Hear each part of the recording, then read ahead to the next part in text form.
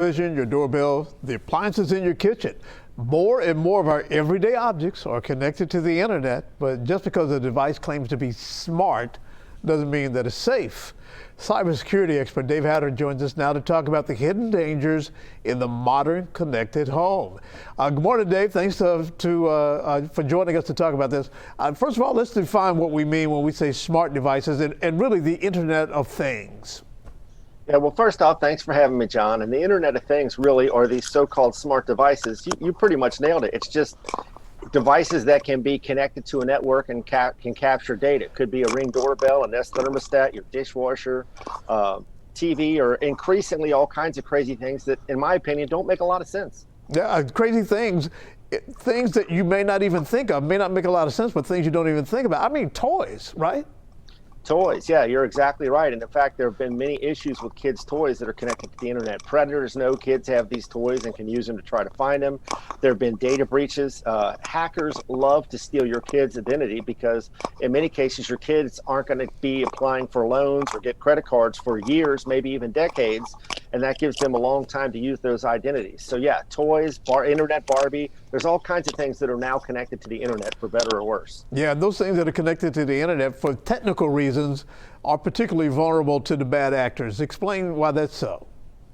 Yeah, and here's the reason, John. In many cases, these things are rushed to market. Someone wants to be first so they can kind of capture that space. And in many cases, these things are fairly low-powered devices, right? It's not a full-blown computer. It doesn't have a full-blown keyboard, monitor, interface for you to work with it. So people don't realize, though, there's software inside these things. And as the vendors put out updates, you've got to install those updates to keep these things secure, just like you would your phone or your PC. And that often doesn't happen. And these things are often not configured very well. So it creates holes in your network that the bad guys can try to exploit, and sadly frequently do. Yeah, so it's a backdoor to Exactly. your computer system in your house, right? And they can lock you up in addition to stealing whatever information they want to get, right? You're exactly right. That's a great description. Every time you plug in some kind of computerized device to your network, if you're not taking steps to make sure it's configured correctly and or keep it secured, you're just asking for the hackers to exploit that device to get to your other devices, including possibly your work accounts. All right, I got that $1,500 refrigerator, so I'm not going to unplug it. But so what are some ways we can make sure to protect ourselves? Well, and I don't know if you want to share the video of this crazy coffee machine. There's a coffee machine out there now that's been hacked. Researchers did it specifically to demonstrate this. The good news is you can see here, it comes up with a little devil face. The grinder runs. It starts spewing water. Yeah.